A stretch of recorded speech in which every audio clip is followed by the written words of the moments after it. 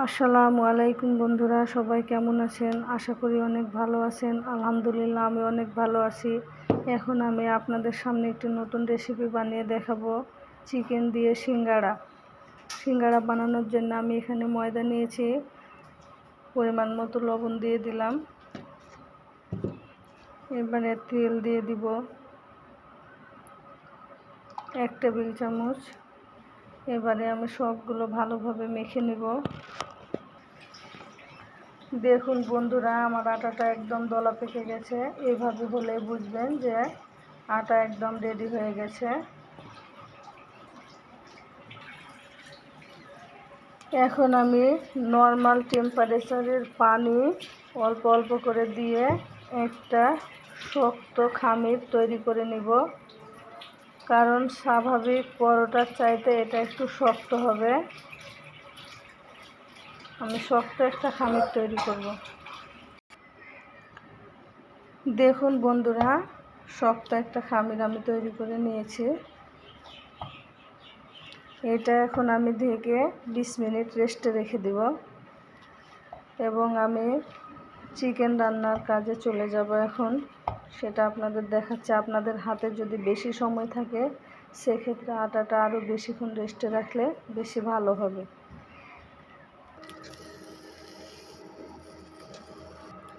বন্ধুরা, চিকেন রান্নার জন্য আমি একটা প্যান নিয়েছি। প্যানে এখন তেল দিয়ে দিলাম। বেশি পরিমাণে তেল ব্যবহার করা যাবে না। বেশি পরিমাণে তেল দিলে ভিতরে খামিরটা দেওয়ার সময় এবং সিঙ্গাড়াটা বানানোর সময় সমস্যা হবে। তেলটা গরম হয়ে গেলে আমি পেঁয়াজ কুচনো দিয়ে দিব। এবারে আমি কুচনো পেঁয়াজ দিয়ে দিলাম।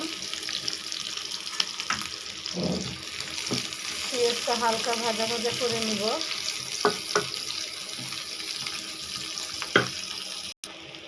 দেখুন পেঁয়াজটা ভাজা ভাজা হয়ে গেছে। এবারে আমি দিয়ে দিব রসুন বাটা। আসলে চিকেন দিয়ে বানাচ্ছি তাই একটু বেশি পরিমাণে রসুন দিলাম। এবারে দিয়ে দিলাম 1 চামচ পরিমাণে আদা বাটা। এখন আমি সবগুলো ভালোভাবে ভেজে নেব। আদা রসুনের কাঁচা গন্ধ যাওয়া পর্যন্ত আমি ভেজে নিতে থাকবো। আপনারা দেখতে থাকুন। দেখুন আমার আদা রসুনটা ভেজে নেওয়া হয়ে গেছে। এবারে আমি তেজপাতা, লবণ, 2টা এলাচ এবং 2 টুকরো দারুচিনি, জিরা, ধনিয়া, হলুদ এবং মরিচের গুঁড়া একসাথে দিয়ে দিলাম। সেগুলো আমি ভালোভাবে কষিয়ে নেব।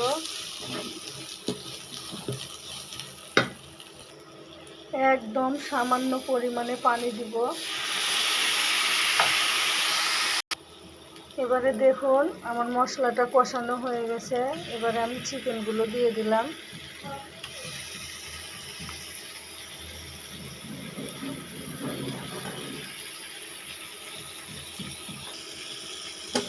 এবারে আমি সবগুলো ভালোভাবে কষাতে থাকবো। এখানে আমি কোনো পানি ইউজ করব না, ঢেকে ঢেকে কষাবো, তাহলে সিদ্ধ হয়ে যাবে।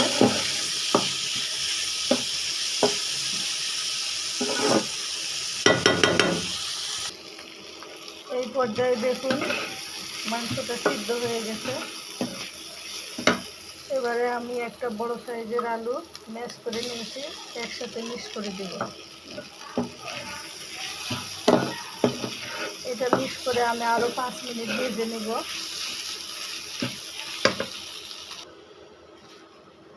এইবারে সব শেষে গরম মশলা গুঁড়ি দিয়ে 2 মিনিট নেড়ে তারপরে নামিয়ে নেব। দেখুন আমার ভিতরের পুরটা একদম রেডি হয়ে গেছে। এখন আমি অন্য প্লেটে উঠিয়ে নিব, দিয়ে ঠান্ডা করতে দিব। দেখুন আমি চুলা থেকে নামিয়ে নিয়ে চলে এসেছি। এখন ঠান্ডা হতে সময় দিব আর রুটির সিটগুলো বানিয়ে নিব। দেখুন আমি সিঙ্গাড়ার জন্য রুটি বানিয়ে নিব। সিঙ্গাড়ার রুটি সাধারণত লম্বা হয়, তাই আমি লম্বা শেপে দিয়েছি। এখন আমি রুটি মেকারে সেটা বেলে নিব। দেখুন আমার রুটিটা বেলে নেওয়া হয়ে গেছে। এখন আমি মধ্যখান থেকে অর্ধেক করে কেটে নিব। দেখুন আমি কেটে নিয়েছি, সবগুলো রুটি আমি এইভাবে বানিয়ে নিব। দেখুন আমি একটা কাটা রুটির অংশ নিয়ে নিয়েছি। এখন আমি এইটা এইভাবে একটা ঠোঙা বানিয়ে নিব। এখন আমি এখানে পানি দিয়ে দিব, তাহলে আর ফুলে যাবে না ভাজার সময়। এই যে এইভাবে আমি পানি দিয়ে এটা বন্ধ করে দিলাম, তাহলে ভাজার সময় আর ফুলে যাবে না।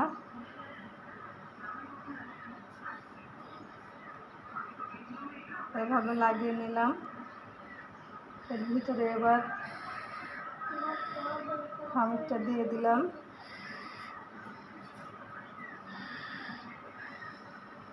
এবারে আমি এটা এইভাবে বন্ধ করে নিব। দেখতে থাকুন।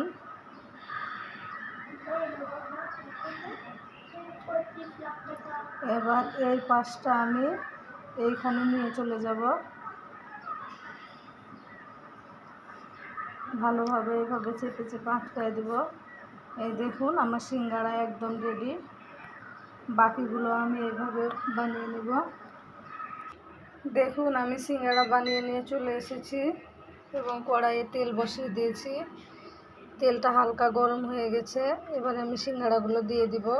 বেশি গরম করে তেল দিলে সিঙ্গাড়া ভাজা ভালো হবে না, হালকা তেল গরম হলে তখনই দিয়ে দিতে হবে। তাই আমি দিয়ে দিলাম।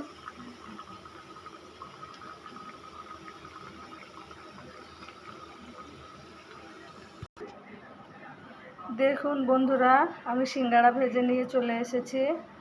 আপনারা এভাবে বাসায় ট্রাই করবেন।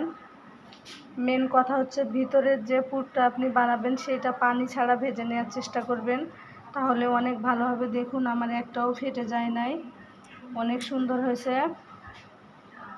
আপনারা এভাবে বাড়িতে বানিয়ে খেয়ে দেখবেন, কেমন লাগে আমাকে কমেন্টে জানাবেন। আমার ভিডিওটি যদি ভালো লাগে তাহলে লাইক করবেন, শেয়ার করবেন এবং আমার চ্যানেলটি সাবস্ক্রাইব করে দিবেন। ওকে বন্ধুরা, আজকের ভিডিওটি এ পর্যন্তই। সবাই ভালো থাকুন, সুস্থ থাকুন। আল্লাহ হাফেজ।